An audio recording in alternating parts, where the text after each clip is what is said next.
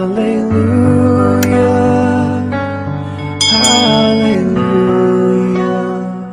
ఎంతమంది సిద్ధంగా ఉన్నారు? Very good. కాబట్టి ప్రార్థించి పరలోకమందున్న మా కన్న తండ్రి, నీ పరిశుద్ధమైన శ్రేష్టమైన ఘనమైన నామములకు స్తుతులు స్తోత్రములు తండ్రి. దేవా, ఈ ఆదివారము ఈ ఉదయకాల సమయంలో నిన్ను ఆరాధించడానికి తండ్రి మీరు మాకు ఇచ్చిన ఈ గొప్ప అవకాశాలను బట్టి మీకు స్తుతులు స్తోత్రములు చెల్లిస్తున్నాము తండ్రి. ఏమి ఇచ్చినా మీకు తీర్చలేము తండ్రి. ఇదిగో నాయన, ఏక మనస్సుతో ఏక భావంతో నీ వాక్యమును ధ్యానించడానికి ఇక్కడున్న నీ బిడ్డలందరినీ కూడా మీకు జ్ఞాపకం చేసుకోండి. ఎవరికి ఏ మాటలు అవసరమో, ఎవరి మాటల కొరకు ఎదురు చూస్తున్నారు, ఆ మాటలు మీరే మాతో మాట్లాడండి, మమ్మల్ని బలపరచండి. అలాగే నాయన, ఈ వాక్యములు తండ్రి మనస్సును పెట్టుకునే భాగ్యం ప్రతి ఒక్కరికి దయచేయండి. ఈ మాటలు చెబుతున్న నాకు సంయోచితమైన జ్ఞానమును, మరి ముఖ్యముగా ఈ వాక్యమును సరిగా విభజించి ఉపదేశించుటకు తండ్రి చెప్పబడుతున్న వాక్యానుసారంగా బ్రతుకుటకు నాలో ఉన్న నీ పరిశుద్ధాత్మ సహాయాన్ని పంపించండి. వింటున్న వారికి వినగలిగిన చెవి, గ్రహించుకునే హృదయం, ఉన్న ప్రతి మాట కూడా హృదయం అనే పలక మీద భద్రం చేసుకునే భాగ్యం ప్రతి ఒక్కరికి దయచేయమని మా కొరకు తొందరాని ఉన్న యేసుక్రీస్తు వారికి నీ నామమున ఈ ప్రార్థన మనవులు అడిగి వేడుకొనిచున్నాము తండ్రి. ఆమేన్, ఆమేన్. అందరూ కూర్చుంటామండి. చక్కటి గొప్ప అవకాశం దేవుడు మనకు ఇచ్చాడు. చాలా ప్రశాంతమైన వాతావరణం దేవుడు మనకి ఇచ్చినాడు కనుక జాగ్రత్తగా దేవుడు వాక్యాన్ని ధ్యానిద్దాము. పిలోమన్ గారి దగ్గరికి ఈరోజు తప్పనిసరిగా వెళ్ళిపోతాము. అయితే ఇక్కడ వాళ్ళు చదివిన వాక్యపు జ్ఞానంలో, అంటే వాక్య పఠనంలో ఒక ప్రాముఖ్యమైన మాట రాయబడింది. ఒక ప్రాముఖ్యమైన మాట రాయబడింది. మాట ఏంటంటే అండి, కీర్తన గ్రంథం 22వ అధ్యాయంలో కదా 10వ వచనంలో మాట అంటున్నాడండి ఆయన, గర్భవాసినైనది మొదలుకొని నాకు ఆధారము నీవే, నా తల్లి నన్ను కన్నది మొదలుకొని నా దేవుడవు నీవే. ఈ మాట అందరికి వర్తిస్తుందా? ఒకరికి వర్తిస్తుందా? అందరికీ. అందరూ ఎలుగెత్తి చెప్పవలసిన మాట ఏంటంటే, నా తల్లి నన్ను కన్నది మొదలుకుని నా దేవుడవు నీవే. దానికి ముందు ఒక మాట అన్నాడు. ఆ మాట ఏంటంటే, గర్భవాసినైనది మొదలుకుని నా ఆధారము నీవే. ఇందులో మంచి అర్థం ఉందండి, మంచి పాయింట్. ఏంటి చెప్పంటారా? గర్భవాసినైనది మొదలుకుని నాకు ఆధారము నీవే అన్నాడు. అంటే గర్భంలో మీరు పడినప్పుడు, అంటే తల్లి గర్భంలో పడినప్పుడు, అదొక శుక్రకణం తల్లి గర్భంలోకి వెళ్ళింది. ఓకే, తన భర్త ద్వారా తన భార్యకి ఆ యొక్క శుక్రకణం అనేది వెళ్ళింది. వెళ్ళిన తర్వాత ఆ శుక్రకణాలు ఒకటి కాదు, చాలా వెళ్ళాయి. కానీ ఒక్కటే అందులో కర్ణముగా అయితే అదొక పిండముగా మారింది. అంటే చూడండి, ఇక్కడ ఒక అద్భుతమైన విషయాన్ని దావీదు గారు మనతో మాట్లాడుతున్నారు.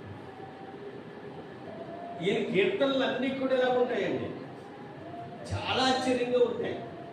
అంటే మన బ్రతుకులు మనకి తెలియజేసే కీర్తనలు. నువ్వు చేతగాని వాడివి కాదు, చేతగాని దానివి కాదు, నీ పట్ల దేవుడికి ఒక ప్రణాళిక ఉంది అని చెప్పే కీర్తనలు. నా తల్లి గర్భంలో నేను ఉన్నప్పటి నుంచి నాకు ఆధారం నీవే రూపింపకపోతే నాకు చేతులుండవు, నీవే రూపింపకపోతే నాకు కళ్ళుండవు. అంటే ఆ శుక్రకణాన్ని పిండముగా మార్చి రక్తపు ముద్దగా మార్చి దాని నుంచి మళ్ళీ నెల నెలకు ఒక్కొక్క రోజుకి అవి అలా ఎదుగుతూ 9 నెలలు ఏం చేస్తున్నాడు దేవుడు? కాపాడుకుంటూ వస్తున్నాడు. ఆధారం ఆయన కాదా? గర్భంతో ఉన్న స్త్రీ అటు ఇటు తిరుగుతుంది, పనిచేస్తుంది, మరి లోన కాపాడుతుంది ఎవరు? బిడ్డని.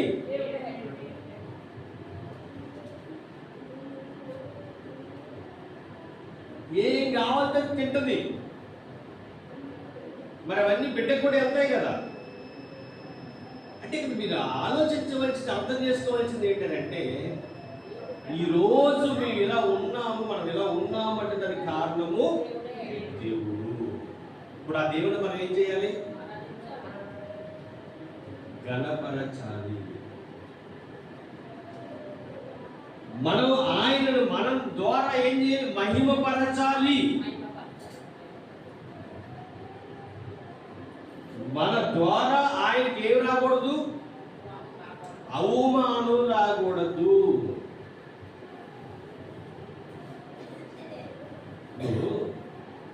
మన ద్వారా దేవుడికి అవమానం వచ్చింది అనుకోండి, ఎవరికి బాధది? మన బాధేం కాదు, దేవుడు బాధపడతాడు. మన వాక్యం మాట్లాడుతూ లేదా వాక్యం వింటూ పాటలు పాడుతూ ప్రార్థన చేస్తూ ఇష్టం వచ్చినట్లే మాట్లాడేసుకుంటాం. నోటికి రాకూడనివన్నీ వస్తూ ఉంటాయి. ఎవరు బాధపడతారు? దేవుడు బాధపడతాడండి. దేవుడు బాధపడితే లెక్కేం చెప్పమంటారా? ఆనాడు యేసుక్రీస్తు ప్రభు వారిని సిలువ వేసింది రోమ ప్రభుత్వం. ఇప్పుడు 2000 సంవత్సరాల క్రితం ఒకేసారి వేసేశారు. కాళ్ళలో మేకలు వేసేసారు, చేతుల్లో మేకలు వేసేసారు, పట్టణంలో పొడిసేశారు. ఇంకా దారుణమైన స్థితికి తీసుకెళ్ళిపోయారు. వాళ్ళు ఒక్కసారి వేశారు, ప్రాణం పోయి. మనం ఏం చేస్తున్నామట? ఉదయం లేవగానే వేసేస్తున్నాం. ఏం చేయటం? ఉదయం లేవగానే ఒక మేక వేసేస్తున్నాం. ఎలా వేస్తున్నామంటే మీరు వేయట్లేదండి. ఎలా వేస్తారు చెప్పంటారా? ఉదయం లేవగానే సెల్ ఫోన్ చూస్తారు. ఏం చూస్తారు? ఎవరు మెసేజ్ పెట్టారు, ఎవరు వాట్సాప్లో ఏం పెట్టారు, ఏం చూడాలి సెల్లో? దేవుని మాట. ఒకవేళ సెల్లే అలవాటు అయితే దేవుని మాట వినాలి, వాగ్దానం వినాలి. అంటే మిమ్మల్ని అందరినీ అనట్లేదు, ఎవరు చూస్తున్నారో వాళ్ళు లేవగానే బైబిల్ తీసే అలవాటు అయితే ఉండదు చాలా మందికి. ఒట్టి అంత బాగుందో. మన క్రైస్తవులు కొంతమంది లేవగానే ఏం చేస్తారో తెలుసా? ఎవరో ఒక ముఖం పెట్టుకున్నారు, ఆ ముఖం చూడాలని ఒక సెంటి పెట్టు. మళ్ళీ మా మేనత్ చేసేది, నా ముఖం చూడాలని పొద్దుతే తలుపు పెట్టి కాకేస్తే తలుపు తీసిన తర్వాత ముఖం చూసి లేసేదాడు. మా ఇంటి ఎదురు కూడా సాగంలో సాగం సుబ్బమ్మని ఆవిడ ఎక్కడికి వెళ్ళినా మటుకు నేను ఎదురవ్వాలి ఆవిడకి. అంటే ఏంటి అలాగంటే ఇప్పుడు సెంటిమెంట్లు ఉంటాయి. మా నాన్నగారు డబ్బులు తేగానే తెచ్చి నాకు డబ్బులు ఇచ్చేవాడు. ఎవరికి ఇవ్వని? మా మేనత్కి ఇవ్వని. అంటే ఇది ఒక అలవాటు. దాన్ని మనం సెంటిమెంట్గా తీసుకుంటాం. మన క్రైస్తవులు కూడా ఒక సెంటిమెంట్ తీసుకోవాలి. ఏంటంటే నేను లేవగానే మోకరించి ప్రార్థన చేయాలి. ఎందుకంటే మనకి ఆధారం ఎవరు? దేవుడు ఆధారం అండి. కాబట్టి దేవుణ్ణి ఆధారం చేసుకున్న మనం అందరం కూడా మనకి మంచి మంచి అలవాట్లు ఉండాలి. మంచి మంచి అలవాట్ల వల్ల ఏంటంటే మన ద్వారా దేవుడు మహిమపరచబడతాడు. ఎందుకు ఈ మాట చెప్తున్నానంటే, ఒక ఆయన మోసం చేసేగా ఉండే ఆయన మారిపోయాడు. ఆయన ఒనేసిము గారండి. ఆయన దగ్గరికి వెళ్ళాలి, మనం పోయిన వారు వెళ్ళాలి, కుదరలేదు, వారు వెళ్దాం. ఎంత చక్కగా మారిపోయాడు అంటే పౌలు గారు సాక్షి ఇస్తున్నాడు ఆయన గురించి. పౌలు గారే సాక్షి ఇస్తున్నాడు. పౌలు గారు అంటే మామూలు భక్తుడు ఆయన చెప్పండి. సుమారుగా బైబిల్లో ఎన్ని పత్రికలు రాశాడు ఆయన?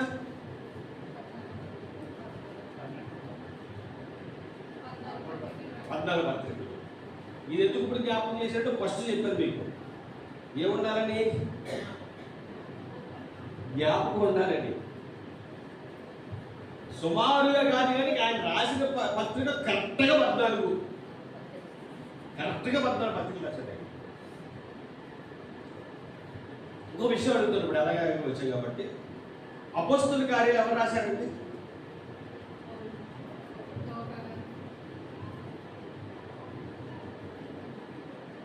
యేసుక్రీస్తు ప్రభువు వారి శిష్యులు ఉన్నారు కదా.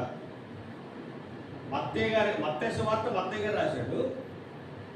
లోకా సువార్త లోక గారు రాశాడు.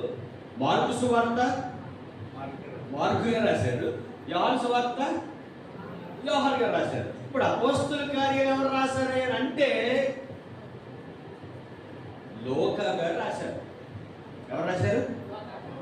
లోకా సువార్త రాసిన లోకా. అంటే ఇందులో ఉన్న పుస్తకాలందరూ ఒక్కొక్కరు రాసినట్టుగా మనకి కొత్త నిబంధనలో కనిపిస్తుంది గ్యారంటీగా.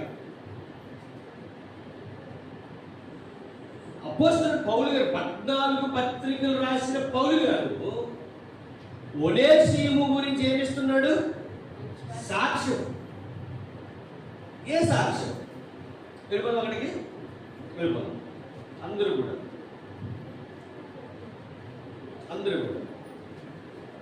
ఫిలోమోను గారికి రాసిన పత్రిక అంటే ఎబ్రీ పత్రిక ముందు ఉంటుంది ఒకే పుస్తకం. ఇంకా జాగ్రత్తగా వెళ్ళిపోదాము, మనసు పెట్టి విందాం. ఇప్పుడు దాన్ని మీరు మనసు పెట్టి విన్నారు, దీన్ని కొనసాగిద్దామని చెప్తున్నాను అంతే. Okay, right. ఈ ఫిలోమోను గారికి ఎవరు రాశారు పత్రిక? అపోస్తలుడైన పౌలు రాస్తూ ఏం చెప్తున్నాడు ఇక్కడ అని మీరు ఆలోచిస్తే, ఫిలోమోను గారికి కూడా ఎవరు బాగా తెలుసు? పౌలు గారు బాగా తెలుసు. ఎందుకంటే ఫిలోమోను గారు ఉన్న ప్రాంతంలోనికి పౌలు గారు వెళ్ళే సువార్త ప్రకటించారు. మీకు విషయం అర్థం కావాలి. ఈ సువార్త అనేసరికి మీరు చాలా డీప్గా వెళ్ళిపోవాలి. ఎందుకంటే ఈరోజు మనం ఇక్కడ ఇలా ఉన్నామంటే దానికి కారణం ఏంటండి? సువార్త. ఇది ఆషామాషి కాదండి బైబిల్ అంటే. ఇది ఏదో మన ఆదివారం వచ్చి వెళ్ళిపోయేది కాదు. ప్రతి మాట నీ హృదయం అనే పలక మీద రాసుకోవాలి. నువ్వు బయటికి వెళ్ళినప్పుడు, పని చేసుకున్నప్పుడు, ఏమండి రోడ్డు మీద ప్రయాణం చేసేటప్పుడు, నువ్వు ఎంట ఉన్నప్పుడు, ఎంట పడుకున్నప్పుడు, ఎంట కూర్చున్నప్పుడు ఏం మాట్లాడుకోవాలట? దేవుని వాక్యాన్ని ధ్యానించాలి. ఇది క్రైస్తవుడికి ఉండవలసిన లక్షణాలు అని అడుగుతున్నాను. మీరు కూడా ఖచ్చితంగా చెప్పారు సమాధానం. మీరు బయట ఉన్నప్పుడు లేదా ఇంటికాడ ఉన్నప్పుడు రోజులో ఎంతసేపు మీరు బైబిల్ చదవగలుగుతున్నారు లేదా బైబిల్లో ఉన్న మాటలు చెప్పగలుగుతున్నారు? ఖచ్చితంగా చెప్పేయండి. ఎందుకంటే మీరు చెప్పేది, మీరు వినేది, మీరు ఊ అనేది, ఆ అనేది ఎవరంటారు? దేవుడు అంటాడు. ఎందుకంటే మనం అప్ప చెప్పవలసింది ఎవరికి? దేవునికి. కాబట్టి మనకి ఒక మొక్కపాటు పక్కన, ఎందుకంటే మీరు నాకేం చెప్పినా నాకేమి లెక్క చెప్పక్కర్లే. దేవునికి మట్టుకు లెక్క అప్పగించాలి. ఎందుకు అప్పగించాలంటే మనకంటూ ఒక తీర్పు అనేది ఉంది. ఇది మర్చిపోవద్దండి. తీర్పు అనేది అందరికీ ఉంది. అందరినీ దేవుడు లెక్క అడుగుతాడట. నీకు ఇంత ఆయుష్ ఇచ్చాడు కదయ్యా, 70 సంవత్సరాలు 50 సంవత్సరాలు కొత్తది ఎంత అంటే మనం ఎప్పుడు చచ్చిపోతాం తెలియదు. కాబట్టి మనకి ఎన్ని సంవత్సరాలు దేవుడు ఇచ్చాడో తెలియదు ఇంకా మనకి. అంటే ఇచ్చిన ఇన్ని సంవత్సరాలలో, ఇన్ని రోజుల్లో, రోజుకి ఇన్ని గంటల్లో నువ్వు ఎంతసేపు నాతో సహవాసం చేశావు, ఎంతసేపు లోకంతో సహవాసం చేశావు అడిగితే మన దగ్గర లెక్క ఉంటుందండి. మర్చిపోతాం మనం. కాబట్టి ఏదో చెప్పేస్తే కుదరదు. ఎందుకంటే దేవుడు ఎప్పటికప్పుడు ఏం చేస్తున్నాడట, ఆయన రాసేస్తున్నాడు. కానీ ఎంతోమంది జనాభా ఎలా రాయగలడు ఆయన ఏదైనా వెంటనే రమ్మంటాడు పుస్తకాలు అక్కడికి. నువ్వు ఇన్ని గంటలా చెప్పేవాళ్ళకో నీ పేరు, నీ డేటా, అంటే కంప్యూటర్ కొడితే ఆధార్ కార్డు నెంబర్ కొట్టి అంత ఏమొచ్చేస్తున్నాయట, మీకున్న ప్రతిదీ డీటెయిల్స్ అంతా అక్కడ చూపించేస్తుంది. అంటే మనిషే ఇలాంటి టెక్నాలజీ పుట్టించేశాడు. మరి ఆ మనిషిని పుట్టించిన దేవుడు. మనం అనుకుంటున్నాం పిల్ల అనుకుంటుందంటే పాలు తాగుతుంది. ఎవరుకుంటుందట? ఎందుకు? కలుగుసి తాగుతుంది.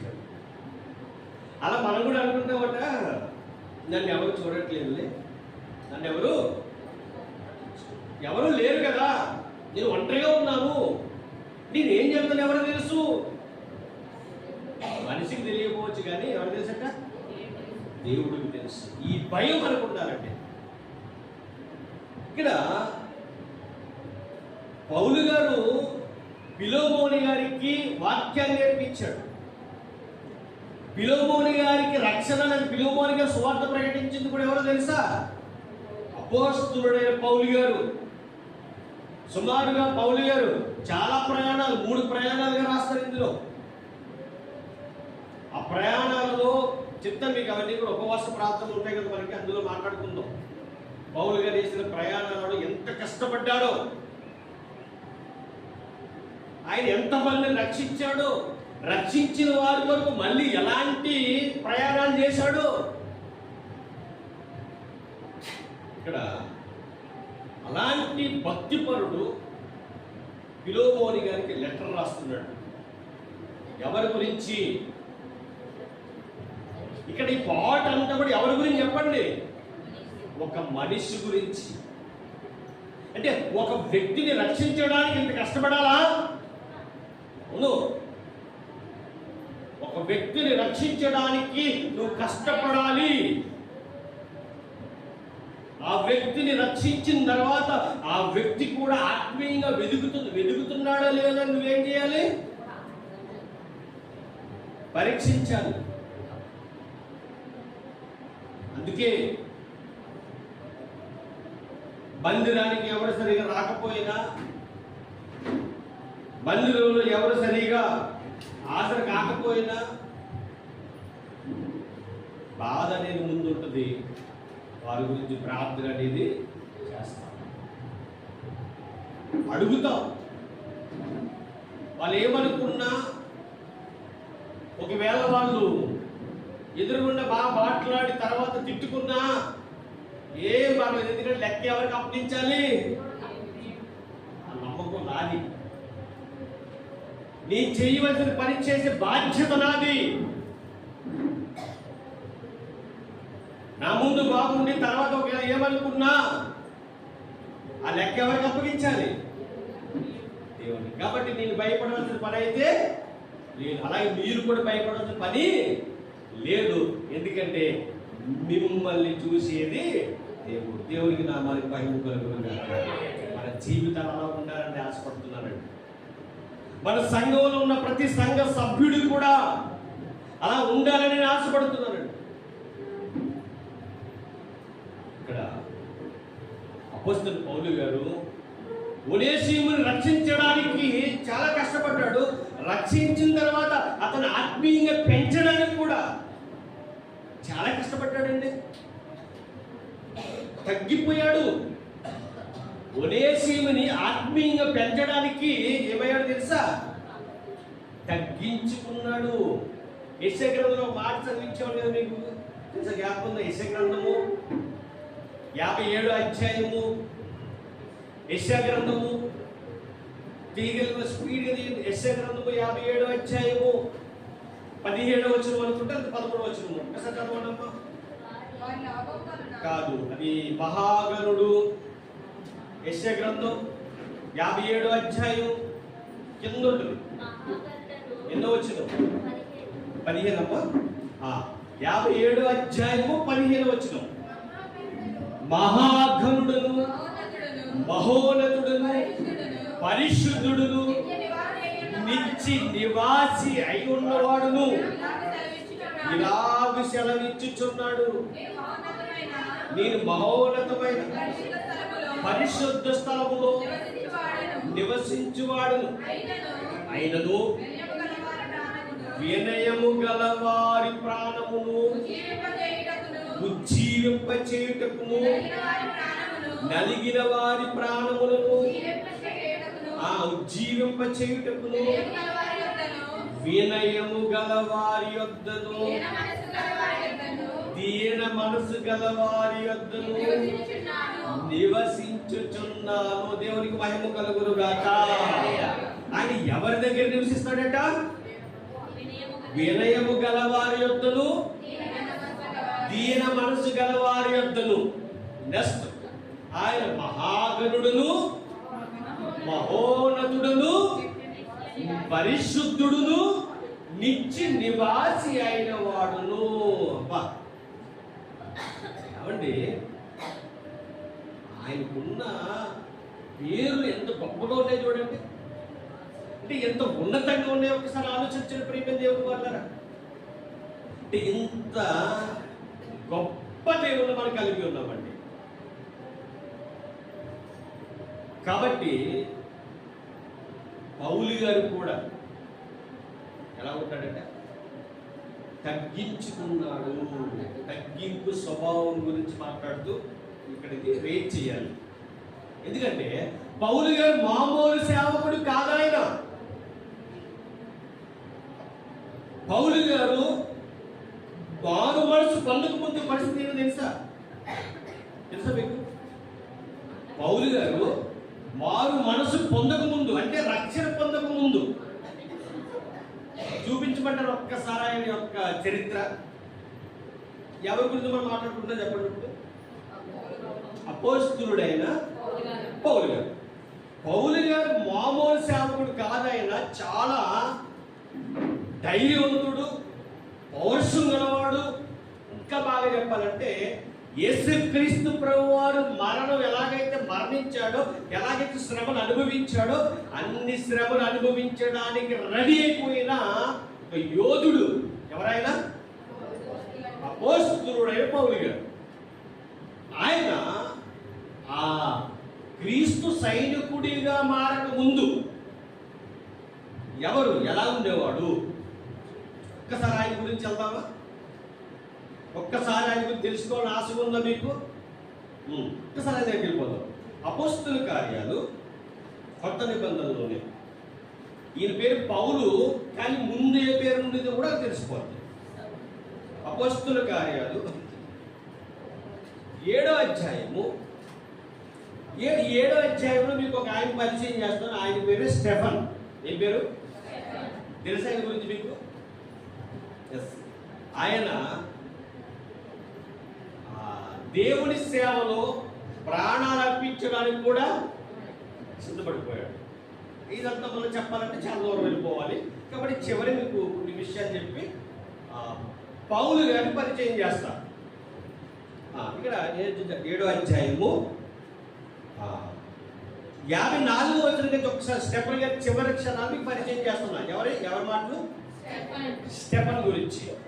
మీకు ఎవరి గురించి చెప్పాలనుకున్నా? నేను పౌలు గారి యొక్క పాత చరిత్ర, అంటే క్రీస్తు సైనికుడిగా ఉన్నప్పుడు కాకుండా క్రీస్తు సైనికుడు కానప్పుడు ఉన్న చరిత్రలకు వెళ్దాం అనుకున్నాము.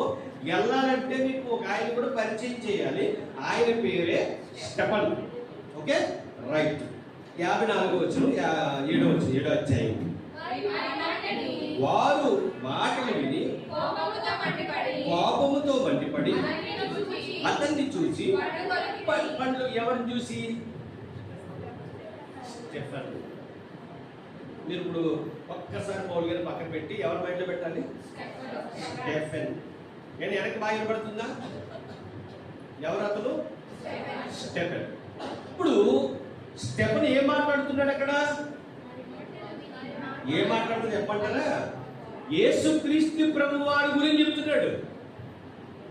యేసుక్రీస్తు ప్రభు వస్తే మీరు ఏం చేశారు? అయింది చంపేశారు అని చెబుతున్నాడు. ఆ మాటలు విన్నారట. విని ఏం చేశారో పండ్లు కొరికిరి. అయితే అతడు పరిశుద్ధాత్మతో నిండుకున్న వాడై ఆకాశం వైపు తేరు చూచి దేవుని మహిమను, యేసు దేవుని కుడిపార్శ్వమందు నిలిచి ఇంటిలో చూచి, అబ్బా, దేవుని సేవలో ఉంటే, దేవుని పనిలో ఉంటే మనకి ఏం కనిపిస్తుంది తెలుసా? దేవుని మహిమ కనిపిస్తుందండి. దేవునిలో యథార్థంగా బ్రతికితే, ఉన్నది ఉన్నట్టుగా బోధిస్తే, ఉన్నది ఉన్నట్టుగా నువ్వు చెబితే, ఎవరికి భయపడకుండా నువ్వు ఉంటే నువ్వు ఏం చూస్తావు చెప్పంటావా? దేవుని మహిమ. ఎంత అద్భుతం అండి! బైబిల్ ఎంత గొప్పదని. ఎస్, ఇంత గొప్పదే. ఇంత గొప్ప బైబిల్ చదువుతున్న మనము వాళ్ళని పొగడాలి, వీళ్ళని పొగడాలి, వాళ్ళ చేత పొగిడించుకోవాలి, వీళ్ళ చేత పొగిడించుకోవాలి. ఈ బంధం పోకూడదు, ఆ బంధం పోకూడదు. నువ్వెవడు భయ బంధం ఉండడానికి పోగొట్టడానికి అన్ని బంధాలు కలిపేది దేవుడు ఒక్కడే. దేవుడికి మహిమ కలుగునుగా. ఆయన పెద్దని బంధవా, ఆయన తెంపని బంధవా? ఎవరు చచ్చిపోతే ఏ బాధపడి చెప్పండి. బ్రతుకున్నాయి కాబట్టి దేవుడి బంధాలన్నీ పెట్టాడు. రండి యవ్వన కుమారుడా, కూర్చో. బంధం దేవుడు పెట్టిన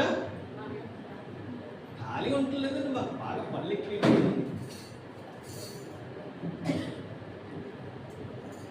దేవుడు పెట్టిన బంధం గొప్పదండి. కానీ దేవుడు ఇస్తేనే బంధం, దేవుడు ఇవ్వకపోతే బంధం కాదు. ఇప్పుడు నీకు అన్నయ్య ఉన్నాడు, ఎవరిచ్చాడు? తమ్ముడు ఉన్నాడు, ఎవరిచ్చాడు? నీకు భార్య ఇచ్చాడు, ఎవరిచ్చారు? భార్య దొరుకుట మేలు. ఇక్కడ భక్తులు పెళ్ళైన అందరూ కూడా మీకు భార్య దొరికింది ఏంటంట? మేలు. ఎవరన్నారు? దేవుడు అన్నాడు. నిజమండి, మేలు. భక్తులందరూ ఆనందపడాలి. ఎందుకంటే ఈరోజు మీరు మందిరానికి వచ్చి కూర్చోగలిగారంటే మీకు సపోర్ట్ ఎవరు చేశారు? మీ భార్య. కాబట్టి మీరు చాలా ఆనందపడాలి. బంధం దేవుడిచ్చేదంటున్నాడు. ఆ బంధాన్ని కలుపుకోవాలి, ఆ బంధువుని ఆనందింప చేయాలి అనేది నీది కాదు, నువ్వు చేసే పని కాదు. ఎందుకంటే నువ్వు చేసే పని ఏంటంటే దేవుని మాట చెప్పాలని. ఇది క్రైస్తవుడి యొక్క రూల్. నువ్వు లోకంలో ఉన్నావు కానీ లోకస్తుడు కాదు. నువ్వు ఎప్పుడైతే రక్షణ తీసుకున్నావో, స్టెఫన్ గారు అంటున్నాడు, నువ్వు ఎప్పుడైతే రక్షణ తీసుకున్నావో నువ్వు ప్రత్యేకింపబడ్డావు. చీకటిలో నుంచి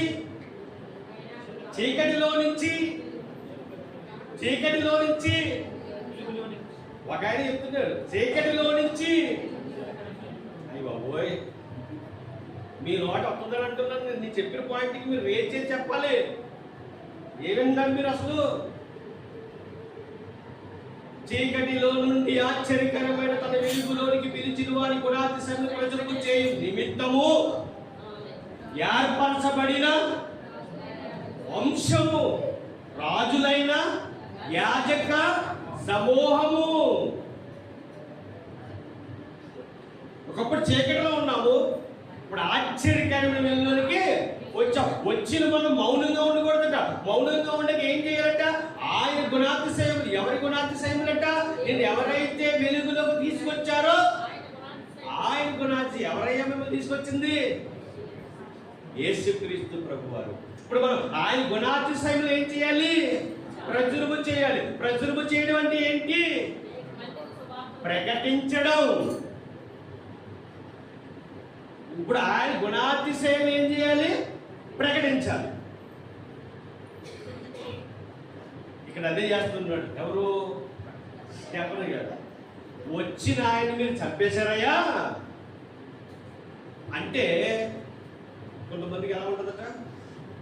ఇప్పుడు మన యేసుక్రీస్తు ప్రభు వారి గురించి దిగి చెప్పామనుకోండి, ఒక్కడే దేవుడు అన్నాం అనుకోండి, ఏమవుతాయి ఇక్కడ? కోపాలు. కోపపడినను చెప్పవలసింది ఏంటి? ఒక్కడే. ఇప్పుడు ఈ ప్రపంచాలందరికీ దేవుడు ఎంతమంది చెప్పండి మీరు? పబ్లిక్ ప్లాట్ఫామ్ మీద మనం అది చెప్పాలి. ఇంత చెప్తారా? ముగ్గురు ఉన్నారా చెప్తారా? ప్రపంచాన్ని అందరినీ కలిగించింది ఎంతమంది?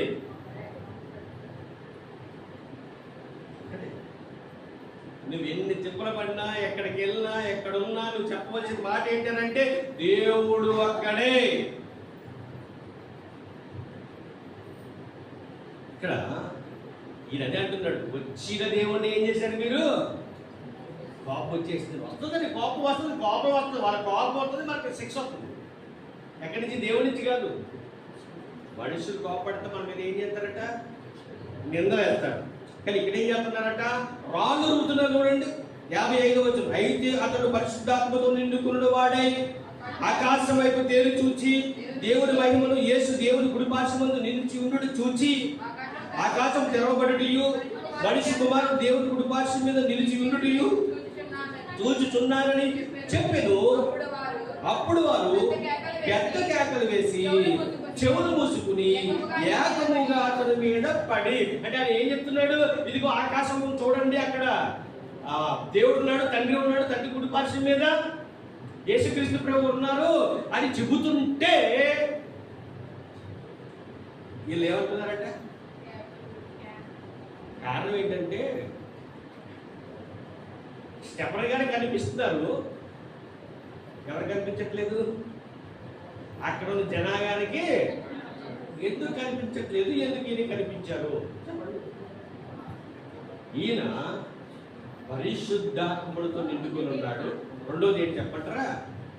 ఈయన భక్తి చాలా గొప్పది. ఎవరిది? స్టెఫెను గారు. నేను అంటున్నా, నువ్వు భక్తి పరుడు అయితే నీకు ఆయన మహిమను చూస్తావు. అక్కడ ఉన్న కర్మలు ఎవరు? భక్తి పరుల, భక్తిహీనులా? భక్తిహీనులకి ఏం కనిపించదు? ఆయన మహిమ కనిపించదండి. ఇప్పుడు ఈయనేమో మహిమ చూస్తున్నాడు, చూసిన మహిమని ఇలా చెప్తున్నాడు.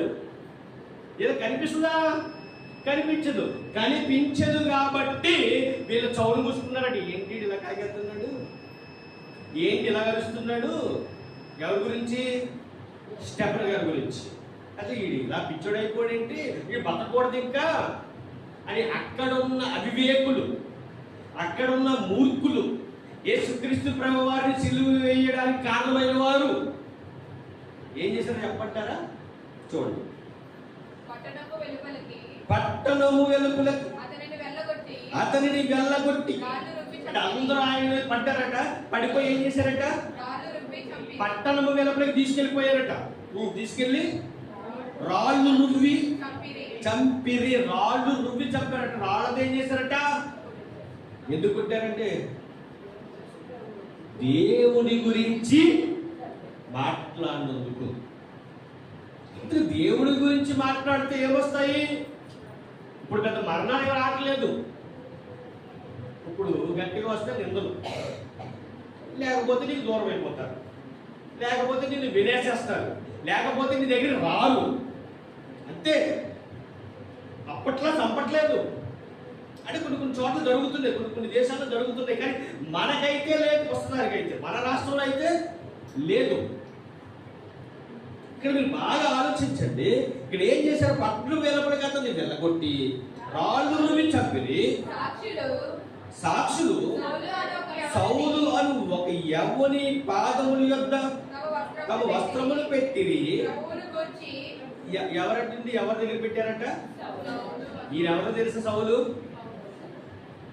ఈయన ఎవరో తెలుసా సౌలు అంటే? 14 పత్రికలు రాశాడు కదా.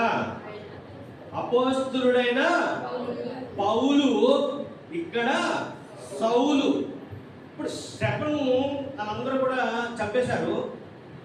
చంపడానికి కారణం ఉండాలి. దానికి ఈయన అన్నాడట, నేను చూసుకుంటా, ఏం పర్లేదు, మీకు మీదకి ఏది కూడా రాదు అని ఆ స్టెఫను చావడానికి సాక్షిగా నిలబడ్డాడట. ఎవరు?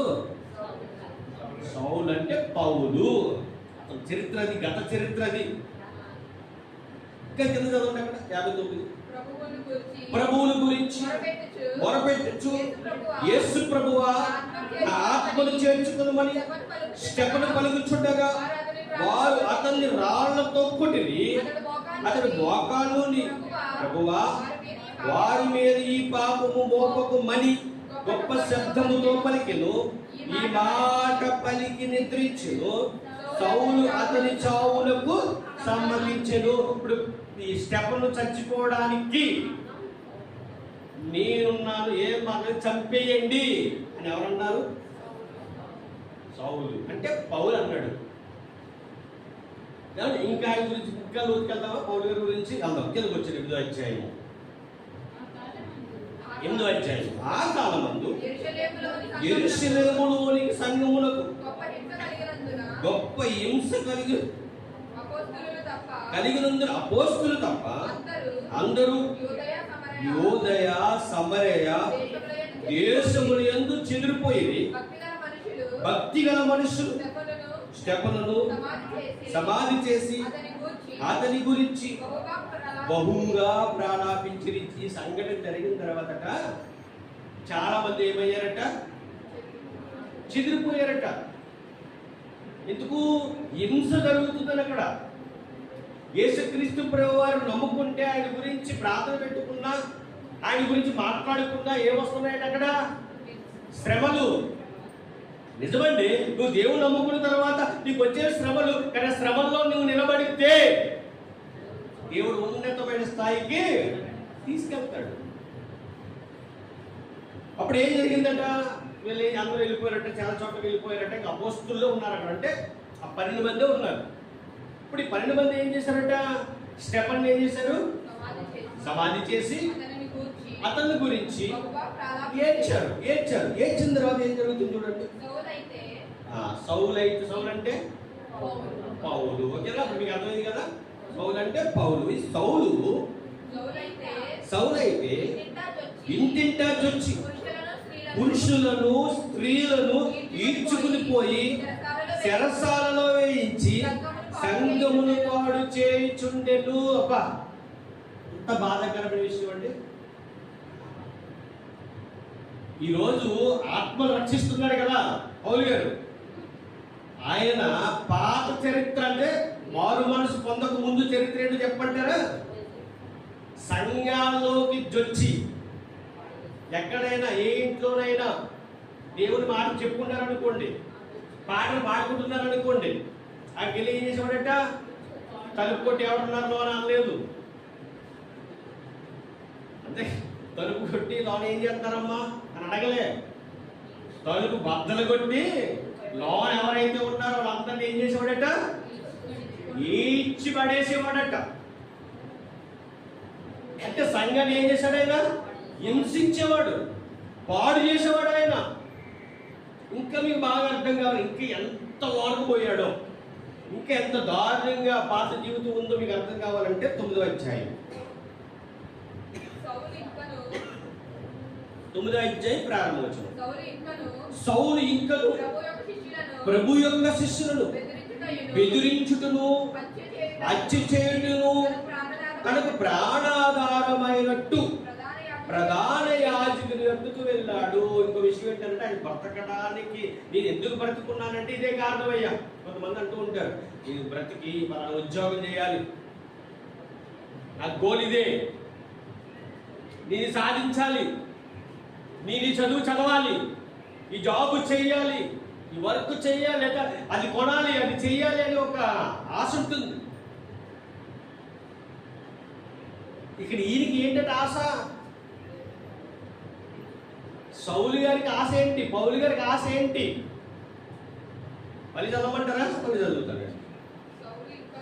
సౌలు ఇంకను, మీరు మైండ్లో పెట్టుకో, సౌలు అంటే ఎవరు? పౌలు. సౌలు ఇంకను ప్రభు యొక్క శిష్యులను బెదిరించుటను, హత్య చేయుటను తనకు ప్రాణాధారమైనట్టు ప్రధాన యాజకుని వద్దకు వెళ్ళి, అంటే శిష్యులు ఏం చేయాలప్పుడు? బెదిరించాలి. రెండోది హత్య అంటే ఏంటి?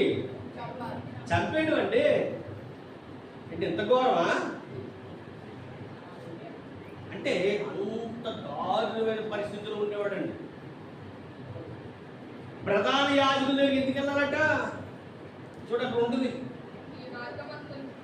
ఈ మార్గం అన్నప్ప తెలియకుండానే అపోస్తలుడు పౌలు గారు మాట అన్నాడు. ఏమని? మతం కాదు, ఏంటిది?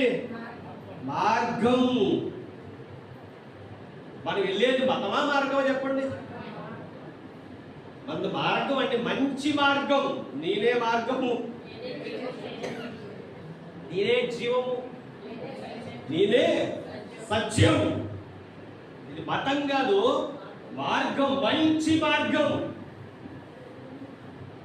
యేసుక్రీస్తు ప్రభువు మనకి వేసిన ఒక హైవే, మంచి మార్గం, పరలోకానికి తీసుకువెళ్ళే మార్గం. ఈయన అంటున్నాడు, ఈ మంచి మార్గము నందున్న, అంటే మనం యాడ్ చేస్తాం ఉంది తప్ప యాడ్ చేయకూడదు, ఎందుకంటే బైబిల్లో మనం తీయకూడదు, ఇప్పుడు కలపకూడదు. కానీ మనం ఎందుకు ఇది పెట్టుకున్నామనంటే ఈ మార్గం, అప్పటికి ఆయన మంచి మార్గం అని తెలియదు. ఆయన నమ్మిన సిద్ధాంతం గొప్పది అనుకున్నాడు, అదే ఉన్నతమైనది అనుకున్నాడు, దాన్నే ఫాలో అవుతున్నాడు ఆయన.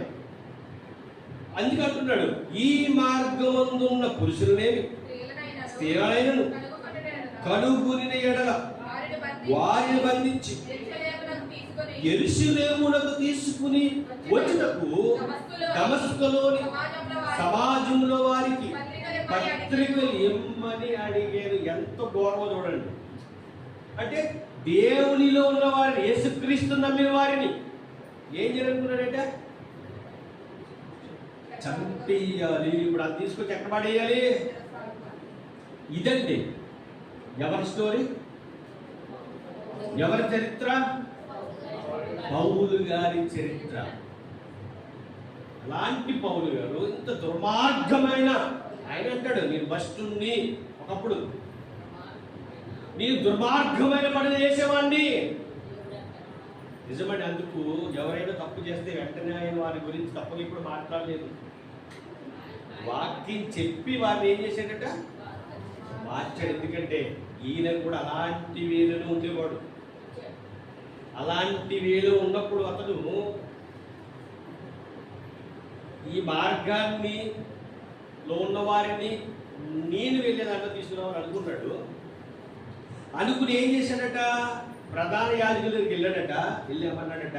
అయ్యా, ఇప్పుడు ఈ స్టెఫెన్ చచ్చిపోయిన తర్వాత చాలా మంది దూరంగా పారిపోయారు, అంటే కొన్ని ప్రాంతాలు వెళ్ళిపోయారు కదా. వెళ్ళిపోయిన వారిని కూడా తీసుకొచ్చేద్దాం. ఎక్కడ వేద్దాం? తీసుకొచ్చి ఫస్ట్ చెరసాల్లో వేద్దాం. చెరసాల్లో వేసి యేసు నమ్ముకుంటే మీకు శిక్ష అని చెప్తాం. ఎంత దారుణంగా ఆలోచించేవాడు. అప్పుడు ఏం జరిగిందంటే, ఇచ్చేస్తారు కదా పత్రికలు, ఇచ్చేశారు. సరేలే నువ్వు వెళ్ళి చేసుకుని తీసుకురా అని చెప్పి అప్పుడు బయలుదేరాడండి. ఎక్కడికి? ఈయన ఈ సువార్త ప్రయాణం కాకుండా ముందు ప్రయాణం ఎక్కడ బయలుదేరి తెలుసా? యెరూషలేము నుంచి ఎక్కడ బయలుదేరి తెలుసా? దమస్కు బయలుదేరాడు. ఫస్ట్ ప్రయాణం అయింది ఇదే. ఎందుకు? రక్షించడానికి కాదు, రక్షణలో ఉన్న వారిని శిక్షించడానికి. పౌలు గారు బయలుదేరింది దేని గురించి చెప్పండి? రక్షణలో ఉన్న వారిని కాపాడడానికి కాదు, రక్షణలో ఉన్న వారికి శిక్ష విధించడానికి బయలుదేరాడండి. చాలా దూరం అక్కడి నుంచి ఇంచుమించు యెరూషలేము, తర్వాత ఇంకో దేశం, తర్వాత దమస్కు అనే దేశం. అంటే అంత దూరం ప్రయాణం చేశాడు. ఎందుకు? క్రైస్తవ్యంలో ఉన్న వారిని ఏం చేయాలి? శిక్షించాలి. ఆనాడే కాదు, ఈనాడు కూడా అనేక మంది అలాంటి సౌళ్ళు చాలా మంది ఉన్నారు. పౌలు కాదు, ఎవరు? సౌలులు చాలా మంది ఉన్నారు ఈరోజు కూడా. నిజంగానండి ప్రయాణం అయ్యాడంటే, వెళ్తున్నాడంటే 3వ వచనంలో అతడు ప్రయాణం చేయొచ్చు. దమస్కు దగ్గరికి వచ్చినప్పుడు అకస్మాత్తుగా ఆకాశం నుండి ఒక వెలుగు అతని చుట్టూ ప్రకాశించెను. ఇతను దేని గురించి వెళ్తున్నాడట? యేసుక్రీస్తు ప్రభువారి యొక్క శిష్యులను చంపడానికి వెళ్తున్నాడు, బంధించడానికి వెళ్తున్నాడు. ఆ యొక్క పత్రికలు కూడా తీసుకున్నాడు. దేవుడు ఊరుకుంటాడా? యేసుక్రీస్తు ప్రభువు ఊరుకుంటారా? వీళ్ళకంటే ముందు ఎవరు వెళ్ళి అడ్డుకున్నారట అక్కడ? యేసుక్రీస్తు ప్రభు వారే వెళ్ళిపోయారటండి. యేసుక్రీస్తు ప్రభు సంభాషణ ఉంటుందట అక్కడ. ఎవరెవరికి? సౌలుకి, యేసుక్రీస్తు. ఎంత ఏడుపు వస్తుందో అది కానీ మనసు పెట్టి వింటే. ఎందుకంటే సౌలు యేసుక్రీస్తు ప్రభు వారి యొక్క సంఘాన్ని ఏం చేస్తున్నాడు? పాడు చేస్తున్నాడు. పాడు చేసేవాడు ఎదురుకుండా కాపాడితే మనం ఏం చేస్తాం చెప్పండి? ఎవరైనా మనల్ని, మన కుటుంబాన్ని పాడు చేయాలనుకున్నారు అనుకోండి, వారు ఎదురు పడ్డారనుకోండి, ఏం చేస్తారు? వెంటనే మనకి వాళ్ళ మీద కోపం రగిలిపోతుంది. వీడిని కనిపించకుండా ఉంటే బాగున్ను అని చాలా కోపం వస్తుంది. కొట్టడానికి కూడా ప్రయత్నం చేస్తాం. అంటే మనిషిగా మనం ఆలోచించే విధానం. లేకపోతే అక్కడి నుంచి దూరంగా వెళ్ళిపోతాం. అంటే యేసుక్రీస్తు ప్రభు వారి సంఘాన్ని పాడు చేసిన వాడు ఎదురయ్యాడట. ఎవరికి? యేసుక్రీస్తు. ఎదురవడం కాదు, యేసుక్రీస్తు ప్రభు వారు ఆయన దగ్గరికి వచ్చేసాడు. చూడండి ఎంత గొప్ప మనసు వాడు. ఎవరైనా మనం నమ్ముకున్న రక్షకుడు. అంటే ఆయన ప్రేమ తెలియకే ఈరోజు క్రైస్తవ్యంలో ప్రేమ కరువైపోయింది. ఆ ప్రేమ విలువ తెలిస్తే మన ప్రేమ ఎంత గొప్పగా ఉంటుందో. ప్రేమించే విషయంలో కూడా కొన్ని కొలతలు ఉన్నాయండి. మనల్ని ఇష్టం వచ్చినట్టు తిట్టేసి, నడి రోడ్డు మీద తిట్టేసి, నలుగురు ముందు దేవుని నామాన్ని అవమానపరి చేసిన తర్వాత వాళ్ళు కూడా ఏమనలేదు అనుకోండి, అది కరెక్ట్ కాదు. మళ్ళీ అది కరెక్ట్ కాదు. ఎందుకంటే దేవుని నామాన్ని అవమానపరుస్తున్నారు కాబట్టి వాళ్ళకి ఏం చెప్పాలి? బుద్ధి చెప్పాలి. లేకపోతే వాళ్ళు ఏమవుతారు? దేవుడు దూరం అయిపోతారు. దేవుడికి దూరం అయిపోతే మళ్ళీ అది మళ్ళీ ఎక్కం చెప్పాలి. కాబట్టి వాళ్ళకి దేవుని ప్రేమ ఏంటో తెలియజేసే విధంగా వాళ్ళకి బుద్ధి చెప్పాలి. బైబిల్లో మాట ఉంది, గద్దించుము, బుద్ధి చెప్పు. దేంతో? వాక్యంతో. ఇక్కడ యేసుక్రీస్తు ప్రభు వారు సౌలు గారికి ప్రత్యక్షమైపోయాడండి. ఎలా ప్రత్యక్షమయ్యాడంటే 3వ వచనం మళ్ళీ చదువుతున్నాను. అప్పుడు ప్రయాణము చేయొచ్చు దమస్కు దగ్గరకు వచ్చినప్పుడు అకస్మాత్తుగా ఆకాశము నుండి ఒక వెలుగు అతని చుట్టూ ప్రకాశించును. అప్పుడు అతను నేల మీద పడి, ఎవరు నేల మీద పడ్డారు? సౌలు గారు నేల మీద పడ్డాడట. ఎందుకు? ఆ వెలుగు చూడలేక పడిపోయాడు కింద. పడిపోయి ఉన్న సౌలును ఎవరు పిలుస్తున్నారు? యేసుక్రీస్తు ప్రభు వారు పిలుస్తున్నారు. అంటే ఇప్పుడు ఆయన దగ్గరికి యేసుక్రీస్తు ప్రభు వారు వచ్చారు. యేసుక్రీస్తు ప్రభు వారి సౌలు వెళ్ళాడా? యేసుక్రీస్తు ప్రభు వారే ఆయన కూడా అలా వస్తాడు.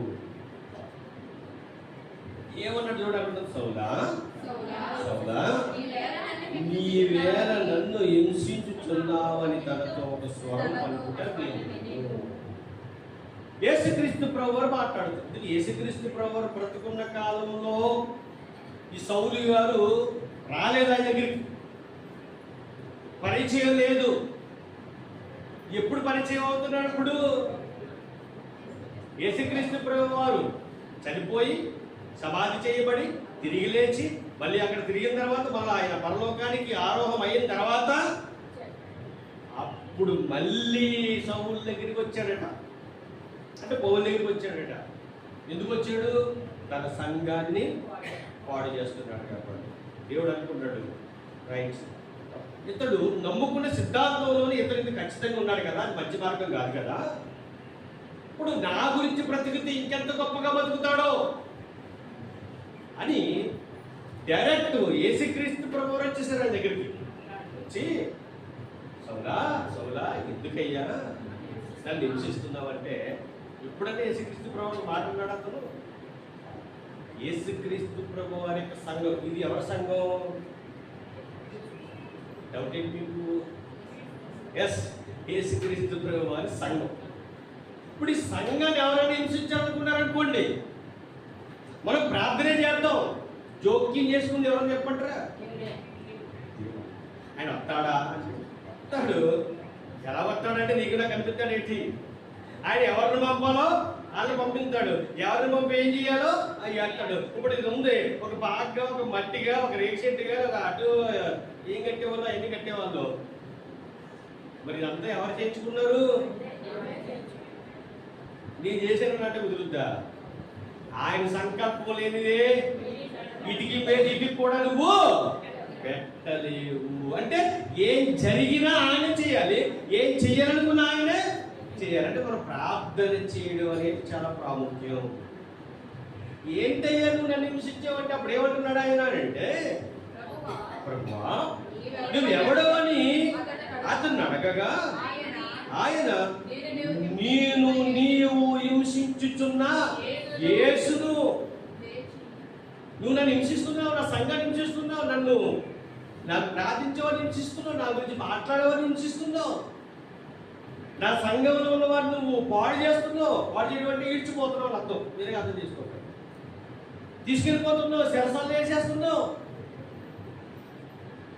మరి వాళ్ళని హింసిస్తున్నట్టు కదా, ఆ సంఘం మీద నేరం మోపుతూ నా మీద మోపుతున్నట్టు కదా.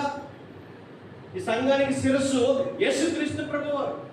కాబట్టి ఈ సంఘంలో ఉన్నవారు ఎవరు కూడా వ్యర్థమైన మాటలు మాట్లాడకూడదు, వ్యర్థంగా ఉండకూడదు. నువ్వు బూతులు మాట్లాడుతూ పాటలు పాడకూడదు, నువ్వు బూతులు మాట్లాడుతూ ప్రార్థన చేయకూడదు, నువ్వు బూతులు మాట్లాడుతూ వాక్యాన్ని వినడానికి విను, కానీ నీ నోట చెప్పడానికి అది వీలు పడదు. నీ అంటున్నా పాట పాడేవారు కానివ్వండి, ప్రార్థన చేసేవారు కానివ్వండి, మీ నోట బూతులు రానివ్వడానికి వీలు లేదు. వస్తే ఏమవుతుంది చెప్పంటారా? శిక్షకు పాత్రలు అయిపోతారండి. ఎందుకు? ఈ మాటలు పవిత్రమైనవి. పవిత్రమైన మాటలు నీ నోట వస్తున్నప్పుడు నీ నోట అపవిత్రమైన మాటలు రావడానికి వీల్లేదు. ఖచ్చితమైన మాటలు అంటే అందరి గురించి మనం చెప్పలేమనుకోండి, ఎందుకంటే ఎవరు ఎలా ఉంటారంటే పుస్తకం వెళ్తే అందరూ బాగానే ఉంటారు, ఎవరేం మాట్లాడట్లేదు. కానీ ఒకవేళ మనం డైరెక్ట్గా మనం ఎదురుకుండా అటువంటి మాట మాట్లాడితే మటుకు వాళ్ళకి పాటలు లేవు. ఇప్పుడు చెప్పేద్దాం లైవ్లో, వాళ్ళకి ప్రార్థన లేదు, ఖచ్చితమైన బోధ. ఎందుకంటే మనం ప్రార్థన చేసినా పాటలు పాడినా మన నోట పవిత్రమైన మాటలే రావాలి. అపవిత్రమైన మాటలు రావడానికి వీల్లేదు. ఇక్కడ అదే మాట ఏంటంటే, ప్రభువా నీవు అని అతను అడగగా ఆయన అంటున్నాడట, నీవు హింసించుచున్నా బాధపెట్టు. అయితే ఇక్కడ జరిగే అద్భుతమైన మాట ఏంటంటే, ఇప్పుడు మాట్లాడుతున్నాడు, మళ్ళీ మాట్లాడుతున్నాడు. ఎవరు? యేసుక్రీస్తు ప్రభువారు ఎవరితో? సౌలుతో. ఏమని? లేచి పట్టణములోనికి వెళ్ళు, అక్కడ నువ్వు ఏమి చెయ్యవలెనో అది నీకు తెలపబడినని చెప్పాను. చూడండి, ఇప్పుడు మారుతుంది. గత చరిత్ర ఎలా ఉందట? దేవునికి అసహ్యంగా ఉంది. దేవుని పైన ఏం చేస్తున్నాడు? పాడు చేస్తున్నాడు. దేవునిని గురించి పాటలు పాడేవారిని హింసిస్తున్నాడు. దేవుడి గురించి పాటలు పాడేవారిని బాధ పెడుతున్నాడు. ఇప్పుడు మార్పు అనేది జరగబోతుంది. జాగ్రత్తగా వినండి. యేసుక్రీస్తు ప్రభువు వారు మాట్లాడుతున్నారు. సౌలా, నువ్వు నన్ను చాలా హింసిస్తున్నావయ్యా. ఆ మాటకి స్టన్ అయిపోయాడండి పౌలు గారు. ఏంటి బయట ఆలోచిస్తున్నాడు. కళ్ళు ఏం కనిపించట్లేదు ఆయనకి. కళ్ళు ఏమవుతలేదు, కనిపించట్లేదు. ఏంటి ఆయన్ని హింసిస్తున్నాను అన్నాడు, ఆయన సంఘాన్ని హింసిస్తున్నాను, ఆయన్ని నామాన్ని పలికి వారిని చేస్తానే వేస్తున్నాను, అయినా నన్ను ఏం చేయట్లేదేంటి అంటే ఆయన అంత ప్రేమమైన అంటే మార్పు జరుగుతుంది. మార్పు ఎవరిలో? పౌలు గారు మామూలుగా మారలేదండి. ఆయన ఎన్నో ఎన్నో ఎన్నో తెలుసుకుని మారాడు. ఆయన ఏంటి ఏదైనా చేయగలదు కదా ఈయన. ఇప్పుడు పరలోకముడు వచ్చాడు, నన్ను పడగొట్టాడు. పడగొట్టిన ఆయన చంపలేడా? చంపగలడు. కానీ చంపకుండా ఏంటయ్యా నన్ను హింసిస్తావని అడిగాడు. ఏంటి, నేను గొప్ప ప్రభువయ్యా, నువ్వు నిజంగా నువ్వు నాకు మా గురించి ప్రాణము అనిపించావయ్యా. మార్పు జరుగుతుంది, మార్పు జరుగుతుంది లోన. మార్పు యేసుక్రీస్తు ప్రభు వారు మాట్లాడితే మార్పు రాదా? వస్తుంది. ఎంతమంది మారారండి? ఎంతమంది మారిపోయారు?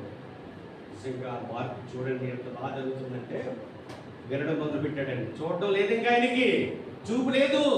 ఇంకా చూపు లేదన్న సంగతి కూడా మర్చిపోయాడు. స్వరం వినబడుతుంది. ఆ స్వరము అమృతంగా ఉంది ఆయనకి. జుంటె తేనె దారుల కన్నా మధురమైనది దేవుని వాక్యం. ఆ వాక్యం వినబడుతుంది ఆయనకి. ఆ స్వరం వినబడుతుంటే ఎంత బాగుంటుందో. ఆ స్వరం మనకు వినబడుతుంది. నిజంగా ఆ స్వరం విన్నారండి? ఎవరు విన్నారు చెప్పంటారా? పెద్దగోపు గారు విన్నారట. విన్నారండి పెద్దగోపు గారు? స్వరం యేసుక్రీస్తు ప్రభు వారిది.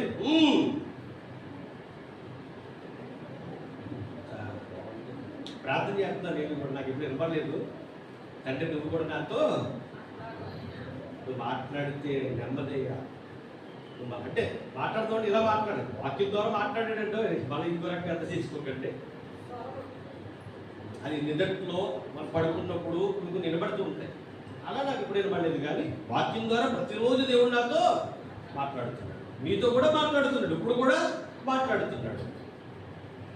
ఈ మాట వినబడుతుంటేనే మనకు ఆనందం కదండి, సంతోషం కదండి. చూడండి, ఆదివారము శుక్రవారం అనేసరికి చాలా ఆనందంగా ఉంటుంది నాకు. ఎందుకంటే సంఘముతో కలిసి ఏం చేయొచ్చట? ఆరాధించవచ్చు. ప్రతిరోజు కూడా ఆనందమే. కానీ ఆనందం ఎలా ఉంటుందంటే ఒక్కడే కానీ ఆరాధించాలి.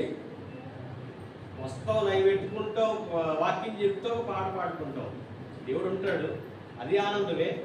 అంటే ఇంతమందితో ఉన్న ఆనందం చాలా గొప్పగా ఉంటుంది. అందరితో కలిపి ఆరాధించడం అంటే ఇంకా గొప్పగా ఉంటుంది. ఏక మనసు కలిగి ఏకభావంలో దేవుడు ఏం చేయాలట? ఆరాధించాలి. ఇప్పుడు ఈయన మనసు మారుతూ ఉంటే అప్పుడు మాట్లాడుతున్నాడు ప్రభు వారు. ఏమనంటే 5వ వచనంలో 6వ వచనంలో, లేచి పట్టణములోనికి వెళ్ళు, అక్కడ నువ్వు ఏమి చేయవలనో అది నీకు తెలపబడినని చెప్పాను. అతనితో ప్రయాణము చేసిన మనుషులు ఆ స్వరము విని గాని ఎవరిని చూడక మౌనులై నిలవబడి, సౌలు నేల మీద నుండి లేచి కనులు తెరిచినను ఏమీ చూడలేకపోయాను. అంటే ఆయన స్వరం వినబడినప్పుడు కళ్ళు కనిపించట్లేదు సంగతి మర్చిపోయాడు. ఇంకా అంటే ఆయన మాట వినబడుతుంటే అంత అద్భుతంగా ఉంటుంది అన్నమాట. నిజమే కదండి? అద్భుతంగా ఉంటుందా? చాలా అద్భుతంగా ఉంటుందండి. ఇంకా ఎక్కడ లేని బలం వచ్చేద్దండి ఆయన మాట వింటుంటేనే. ఎక్కడ లేని సంతోషం. నిజమండి. డైలీ వాక్యం మాట్లాడుతున్నప్పుడు కొంతమంది ఫోన్ చేస్తూ ఉంటారు. నాకు చెప్పేటప్పుడు నాకు బలం సంతోషంగా ఉంటుంది. అది విన్నప్పుడు వాళ్ళకి బలం సంతోషం వచ్చిన తర్వాత వాళ్ళు నాకు ఫోన్ చేసి చెప్తుంటే నాకు ఇంకా సంతోషం వస్తుంది, బలం వస్తుంది. ఎందుకు? దేవుడు ఇలా మాట్లాడుతున్నాడు అనమాట. ఇంకా మనకి ఏం అక్కర్లేదు, లోకంలో ఉన్నది ఏం అక్కర్లేదు. ఆసాపు గారు వాడికి గుర్తు వస్తుంది, తండ్రి ఆకాశమందు నువ్వు ఉండగా ఈ లోకంలో ఉన్నది ఏది కూడా నాకు అక్కర్లేదు, ఎందుకంటే నన్ను కాపాడేవాడు నువ్వు, నన్ను పోషించేవాడు నువ్వు, నన్ను నడిపించేవాడు నువ్వు ఉండగా నాకు భయం చేయా, నాకేమొద్దు. కానీ ఒకటి కావాలి ఏంటంటే నిన్ను స్తుతించుకునే భాగ్యం నాకు కావాలయ్యా, కావాలి. ఇప్పుడు ఈయన చూడాలనుకుంటున్నాడు కానీ ఏం కనిపించట్లేదట, కళ్ళు కనిపించట్లేదు. తర్వాత కనుక వారందరూ చేయి పట్టుకుని దమస్కులోకి నడిపించిరి. అతడు 3 దినములు చూపులేక అన్నపానములు ఏమి పుచ్చుకునుకుండెను. ఇప్పుడు ఆల్రెడీ ఏ స్టార్టింగ్ తెలిసి మొట్టమొదటి ఈయనకి కళ్ళు కనిపించట్లేదు. ఆలోచించడం మొదలు పెట్టాడు. నాతో మాట్లాడాడు ప్రభు, గొప్పవాడు. ఇంకా అన్నపానాలు కూడా మానేశాడు, ఉపవాసం మొదలు పెట్టాడు. దేవుని నామానికి మహిమ కలుగును గాక. నిజమండి, దేవుడి గురించి ఆలోచించినప్పుడు తినబుద్ధేదు, ఎందుకంటే అదే కడుపు నిండిపోయినట్టు. ఈసారి ఉపవాస ప్రార్థనలు ఇంట్లో ఎంతమంది ఉంటారు చూద్దాం. మళ్ళీ ఉపవాసం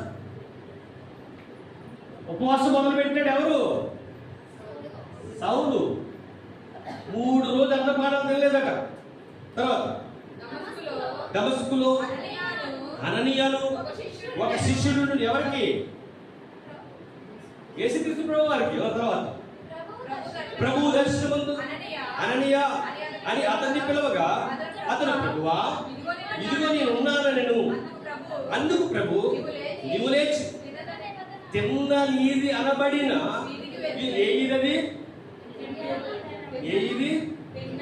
తిన్ననీది అబ్రహాము గారు ఊరి పేరే ఏంటి? ఏ ప్రశ్న అడుగుతున్నట్టు ఉన్నారేంటి? అబ్రహాము గారు ఊరి పేరేంటి? ఊరు. విచిత్రంగా ఉంటే కొన్ని సందర్భాలు తెలుసా మీకు? అబ్రహాము ఊరి పేరు ఊరండి, ఊరి పేరే ఊరు. ఓకే, అంటే ఒక్కొక్కడు ఒక విధంగా అర్థంగా చెప్తున్నారు. అబ్రహాము గారు ఊరి పేరేంటి? ఊరు. మరి పెట్టుకోండి. ఇక్కడ ఎక్కడికి వెళ్ళమన్నాడు దేవుడు? యేసుక్రీస్తు ప్రభు వారు అననీయని తిన్ననీది అనబడిన వీధికి వెళ్ళి యోధ అనువాది ఇంట. పౌలు గారి ఊరి పేరేంటి? ఇక్కడ ఉంది, తార్సు వాడైన సౌలు అను వాని కొరకు విసారించు. ఇదిగో అతడు ప్రార్థన చేయించున్నాడు. దేవునికి మహిమ కలుగును గాక. ప్రార్థన ఎలా చేస్తున్నాడు ఆయన? ఉపవాసం ఉండి ప్రార్థన చేస్తున్నాడు. అన్నపానాలు మానేస్తే ఏమున్నట్టు? అద్భుతమైన మాట అండి. ఉపవాసం ఉండి ప్రార్థన చేస్తున్నాడు. తర్వాత అతడు అననీయ అను ఒక మనుష్యుడు లోపలికి వచ్చి తాను దృష్టి పొందినట్లు తల మీద చేతులు చూచి ఉన్నాడని చెప్పారు. అందుకు అననీయ, చూడండి, ఇప్పుడు దాకా ఎవరు మాట్లాడారు? ఇప్పుడు దాకా యేసుక్రీస్తు ప్రభు వారు ఎవరితో మాట్లాడాడు? అననీయతో మాట్లాడాడు. ఏమండి, చెప్పాడు కదా, అతను ప్రార్థన చేస్తున్నాడయ్యా, నువ్వు వెళ్ళి అతని మీద చేతులు ఉంచు, అప్పుడు అతని కళ్ళు తెరబడతాయి అన్నాడు. అన్న తర్వాత అననీయ యేసుక్రీస్తు ప్రభు వారితో మాట్లాడుతున్నాడు. ఏం మాట్లాడుతున్నాడు అంటే, ప్రభువా ఈ మనుషుడు యెరూషలేములో నీ పరిశుద్ధులకు ఎంతో కీడు చేయుచున్నాడని అతని గురించి అనేకులు వలన వింటిని. ఇక్కడను నీ నామమును బట్టి ప్రార్థన చేయు వారందరినీ బంధించుటకును అతని ప్రధాన యాజకులు వలన అధికారం పొంది ఉన్నాడని ఉత్తరమిచ్చెను. ఒక విషయం ముగించుకుందాం, చాటాకండి ముగించుకుందాము. ఒక విషయం, అననీయ అనే ఆ భక్తుడికి భయం వేస్తుంది. ఎందుకు అంటే చూడండి, యేసుక్రీస్తు ప్రభు వారికి చెప్తున్నాడు ఏమనంటే, అయ్యా ఇతడు నీ పేరట ఎవరైనా ప్రార్థన చేసినా నీకు ఎక్కడైనా నీ గురించి మాట్లాడినా తీసుకెళ్ళి ఏం చేస్తున్నాడు? చెరసాలు వేసేస్తున్నాడు, బంధించేస్తున్నాడు. ఆల్రెడీ ప్రభువా నీకు తెలదేమో, ప్రధాన యాజకుల దగ్గర పత్రికలు అట్టుకొచ్చాడు తీసుకుపోవడానికి. ఎవరైనా నీ దగ్గర నీ గురించి మాట్లాడుతుంటే భలే స్కెచ్ చేశాడు, భలే ప్లాన్ వేసుకున్నాడు, భలే వ్యూహం పొందాడు, నీకు తెల్లలేమో అన్నట్టుగా మాట్లాడుతున్నాడు. ఎవరు? అననీయ. ఎవరు ఎన్ని వ్యూహాలు వేసుకున్నా, ఎవరెన్ని ప్లాన్లు వేసుకున్నా, ఎప్పుడు ఆల్రెడీ క్రైస్తవ్యాన్ని పాడు చేయాలని చాలా మంది చాలా ప్లాన్లు వేసుకుంటున్నారు. వేసుకునివ్వండి. నువ్వు వాళ్ళ గురించి మాట్లాడక్కర్లేదు, వాళ్ళ గురించి ఏం చేయక్కర్లేదు, వాళ్ళ గురించి పాటుపడక్కర్లేదు. నువ్వేదో ఐదుగురు కాపాడేయాలని నువ్వేమేమి చెప్పక్కర్లేదు. ఎందుకంటే నువ్వు కాపాడవలసింది ఎవరో తెలుసా? ఈ కుటుంబాన్ని, క్రైస్తవ్య కుటుంబాన్ని ఆత్మీయంగా ఎదిగింప చేయడమే నీ పని బిడ్డ. ఎవరిని ఎలా తీసుకురావాలో, ఎవరిని ఎలా ఆకర్షించాలో, ఎవరితో ఏం మాట్లాడాలో, ఎవరిని వాడుకోవాలో అవన్నీ చేసేది ఎవరో తెలుసా? అలానే చెప్తున్నాడు, ప్రభువానికి తెల్లేమో, అతను చంపడానికి వచ్చాడు అంటే యేసుక్రీస్తు ప్రభువు ఏం చెప్పారు మాట విని ముగించుకుందాం. చూడండి, అందుకు ప్రభు వినవచ్చునమ్మా 15 అందుకు ప్రభు నీవు వెళ్ళము, అన్యజనుల ఎదుటను, రాజుల ఎదుటను, ఇశ్రాయేలు ఎదుటను నా నామము భరించుటకు ఇతడు నేను ఏర్పరచుకుని సాధనమై ఉన్నాడు. దేవునికి మహిమ కలుగునుగాక. ఇతన్ని నేను ఏర్పరచుకున్నాను, ఇతను సాధనమై ఉన్నాడు. అంటే ఇతను ఎంత గొప్పవాడిగా దేవుని దృష్టిలో ఉన్నాడు మీరు అర్థం చేసుకోండి. ఇంకేం చేశాడో వచ్చేవారు చూద్దాం. చాలా అద్భుతంగా ఉంటుందండి. ఇది చదువుతున్నప్పుడు నిజమే నేను కూడా ఇలా బ్రతకాలి అని అనిపిస్తుంది. ప్రేమే దేవుడు వల్ల ఇదంతా ఎందుకు జ్ఞాపకం చేస్తున్నాడు? వచ్చేవారు కూడా ఎదుగుతుంటుంది. ఎందుకు జ్ఞాపకం చేస్తున్నానంటే ఈయన ఒక వ్యక్తికి లెటర్ రాస్తూ ఎంత తగ్గించుకున్నాడో. ఫిలోమోను అనే వ్యక్తికి లెటర్ రాస్తూ, ఒక వ్యక్తి గురించి మరో వ్యక్తికి లెటర్ రాస్తూ, ఒక హై స్థాయిలో ఉన్న పౌలు గారు, ఉన్నతమైన స్థాయిలో ఉన్న పౌలు గారు తగ్గింపు జీవితం కలిగి జీవించాడు. కారణం ఏంటో వచ్చేవారు చూద్దాం. ఇంతగా ఆయన మనసు ఎలాంటిదన్నా? దీన మనస్సు నెక్స్ట్ వినయము కలిగిన మనస్సు వారిలో ఎవరుంటానన్నాడు? నేను నివసిస్తానన్నాడు. యెషయా గ్రంథం 57 అధ్యాయము 17 వచనం మర్చిపోకండి. మన జీవితాన్ని వెలిగించే దీపం. కళ్ళవచ్చిన ప్రార్థన పరలోకమందున్న మా తండ్రి, పరిస్థితి ఘనమైన స్తుతులు స్తోత్రములు దేవా, మీరు మాతో మాట్లాడే విధానం బట్టి మీకు స్తోత్రం చెల్లిస్తూ ఉన్నాము. నిజమైన అపోస్తలుడు పౌలు గారు సౌలుగా ఉన్నప్పుడు తండ్రి ఈ మార్గములు తండ్రి ఎవరైనా వెళ్తానంటే వారిని ఎంతో హింసించాడు తండ్రి, ఎంతో బాధ పెట్టాడు తండ్రి. కానీ అతనితో మీరు మాట్లాడారు తండ్రి, మీరు దర్శించారు తండ్రి. ఇదిగో నాయన, మీరు మాట్లాడారు, మీరు దర్శించారు. ఉపవాసం ఉండి ప్రార్థన చేస్తున్నాడు తండ్రి.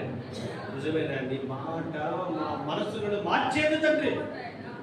కాబట్టి నాయన మేము కూడా తండ్రి నీకు నచ్చే విధంగా ప్రతి జీవితం అందరికీ దయచేయండి. ఇక్కడ ఉన్న వారందరినీ కూడా దీవించి ఆశీర్వదించమని పాకృతంలో రాని యేసుక్రీస్తు వరకు ఈ ప్రార్థన మనకి వేడుకొనిచున్నాము తండ్రి.